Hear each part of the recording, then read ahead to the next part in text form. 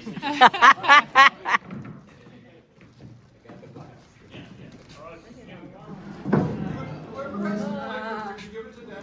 I gave it to him. All right, I got the clicker now, so now I'm set. Okay, let me talk. Hello, hello. Is it on? Yes, it is. Yeah. Okay. Welcome tonight. I want to start by showing the wall that everybody has probably has seen painted, but has never seen unpainted. So this was in 1983. I was invited to do a mural on this building. So, mind you, the mural renaissance had just begun, so there was a lot of great new murals in the area. And so I looked at this wall trying to figure out the best way to put something on it. So the idea came that I wanted to combine kind of different approaches to this. There was this famous artist, Richard Haas, who used to paint murals that looked like buildings. So the building would just be there, but you wouldn't even know there was a mural there. But it was kind of cool magic. So I said, I should introduce some of the buildings in the area, and then I needed a theme, and I go, so what the hell goes on here? I'm an Oakland guy, and my friend Renee Yanez says, Carnaval. He goes, Carnaval is what's happening. So I said, oh, okay. And then, so you got to see Lou de Mateus, and he's photographed Carnaval from the beginning, so I go, perfect. So I got a chance to, I'm supposed to go forward. Wait, you go point it at the computer. Oh, the computer over here. Working? No, not working. The right button? No batteries. Oh, I broke it already, dude. Here in Amada. Oh, the next building. Okay, so I'll just keep talking because the next shot is, oh yeah, there it is. This is the beginning of the process. So Lou gave me a chance just to go through all of his images that he had of Carnaval, and I said, oh, dude. So I kept on going. Where'd the little clicker go? So the next picture, let's find out. Oh, it's coming. You can talk into the mic, Dave. Daniel. So the process was to make a mural that was kind of relevant to the times, and this was what was happening at the time. And because I studied to be a photorealist painter, when I painted murals, I wanted to make them as so realistic as possible to grab the viewer. I could show you the next picture if we could move it. There it is. It's there. There you go. Okay, good. So these are the guys that were. You want to do this work? It works fine. Okay. Good, now we can actually see the picture. Okay, so that gives you an idea that I had the world in front of me to represent the Carnaval mural. And I said, oh, this one was great, you know, the vibrancy, the youth, but I only needed the guy in the middle. So he's the gentleman you'll see in our mural, and I found out earlier or later, he was the guy who drove the Mexican bus that went around to the mission to different murals and things. He's now an older gentleman. So when I talk about the murals or the neighborhood being integrated into the mural, I said I've got to use the buildings that make up the mission, which are really brightly colored. There's pink, there's purple. And this particular colorful building was right next to the Carnaval mural, so I said I got to use that. Further down the road was a turquoise pink building with turquoise trim. I said, oh man, I can use that in the mural. So the mural kind of slowly developed from the images that I'd come across. Like this is the banner that hung, that was at the beginning of the Carnaval. And this is one of Lou's pictures. And he had a wonderful picture of people enjoying the parade. So I said, okay, I'm going to use two of them because that's the only ones I could fit. So because I couldn't put a scaffolding on the wall, the guy said the roof would hold it. He made us do, you know, the owner down below made us have to use swing stage. So all of us had never done this before. But they were muralists. They were young, they were crazy, and they just needed to know how to do the special knot to pull yourself up and down. That looks scary. It's very scary. So this was old school. And,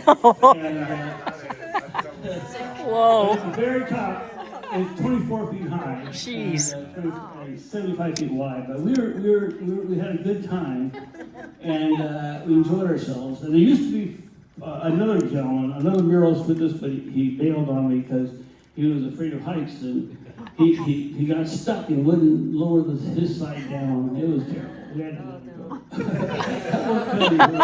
He's a very common guy. So it was really a lot of fun. But the process that people didn't understand is, how did I get that image up that I photographed or that I got from Lou's, was I transferred all of his photographs onto paper drawings. And on the back of the drawing is a powdered chalk. It's either blue or red, and kind of brush it on. So we had this big giant blue paper, tracing paper, and we would just transfer the mural's design onto it, and kind of just by hand. And that's how the mural was transferred from photograph to the wall. And one of our most interesting muralists was my first year college school professor, who during the summer heard about the project and wanted to join us. So I said, sure. So he drove all the way from Portland, Oregon, and joined us for 2 weeks of the project. And there's the gang. To the left is Dan Fonts. Oh, no. Young muralist at 25 years old at the time. And this was his second mural. And painting murals was a thing that he realized, I'm made for this. So, and there was Keith Sklar. He and I did the next mural together, the Cram Performance mural. And of course, Jamie Morgan on the end went on to do a lot of murals on his own. And when the mural finally was finished, they came back to redo it. And we'll talk about that briefly. So once we transfer the drawing, then we can hang down and work our way from the top down using the photographs that we've gotten. And I had done the street photographs, and Lou provided the great brilliance of all the singers and dancers. So it took about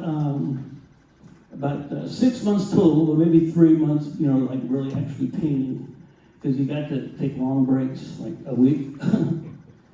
So little by little. And then the buildings that I have in the mural were, again, part of that street, that exact same 24th Street. That's the York Theater was down the way. There was the Disco London movie theater. And of course, the Studio 24 was the Galeria de la Raza. And to the left was a restaurant, Guadalajara de Noche. I think it became a Presida Eyes building later. But the street, changed over time, but I really wanted it to be that was what the mission looked like 80 years ago, 40 years ago. And the real fun part that I did, that some people catch it, some people don't, I wanted to cross the bottom of the light well of the figure. I wanted her to be in front of the building. So to make the crossing, I did the plywood cutout to go right there. I mean, it's not painted yet, but when it is, that's what the magic is there. So I'm down below, and then there's Dan Fonts above. That was our painting setup. His is a little crooked, I could see. But anyway, we pulled it off.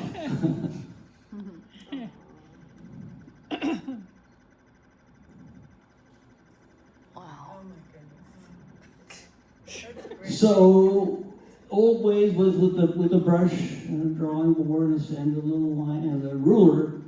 But today's muralists paint or transfer images quickly through projections, which is really like the way to go. This one would be a tricky one since you're kind of on top of a roof. So to get into the mural design again, you remember the photograph of the individuals at the window. They got transferred up here.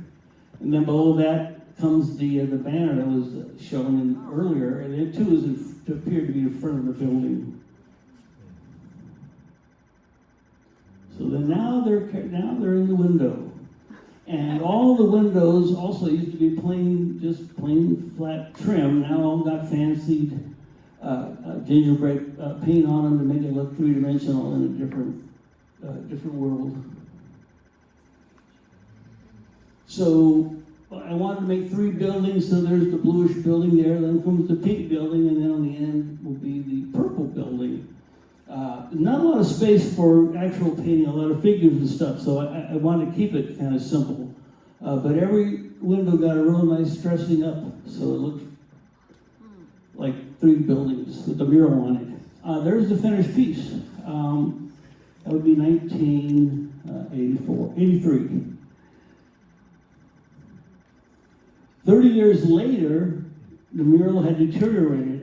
I was using oil-based paints called enamel paints, and they really were the wrong paint to use. It didn't bend with the wood as it shrunk and expanded, so it cracked and peeled off after 30 years. So this time, the funding was raised.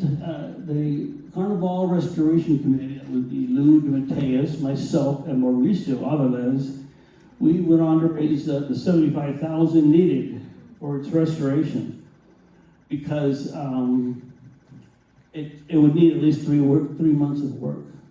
And all of the original artists that you saw came back 30 years later to help with the restoration of the mural.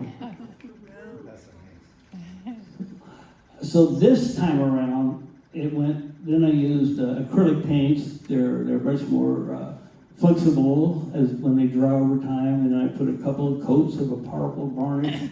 So the mural should last another 40 years, but keep looking like that. You didn't use the same scaffolding, I hope. No, that's really strange. Except for the restoration. Now the restoration, I had an engineer figure out a system to put the planks below it to hold the weight. Just distribute the weight more properly, so it wouldn't put an impact his roof down below. He was a crazy guy, but we did as he said. So I got an engineer design how the planking would work. So we literally got to scaffold the building, which made life a whole lot easier. And we can come and go as our please. And it made a huge difference. It surprisingly took less time than we realized. Okay, so that was the tail end of the project. El Maestro. The very next year, the Grand Performance mural was painted in Oakland. And Keith Sklar, he and I were the main guys to have community artists help us paint this mural right after the very next year. But now, this is what it looks like 40 years later, where it has this deteriorated and paint is all flicked off. So this mural is scheduled to be restored this year in August. And but I need a new crew of muralists. You know, I can't bounce around like crazy on scaffolding. So I've had the Hungry Ghost Productions, the Twin Walls Mural Company, Pancho and Albito as the next crew of muralists that will repaint this mural. I just get to direct a little bit, but I think I want to get up on that scaffolding. So, hold on to your hats, and I'm laying down here somewhere, but this is the state of the mural now, but that's all going to change. Okay, thank you. That's it for today.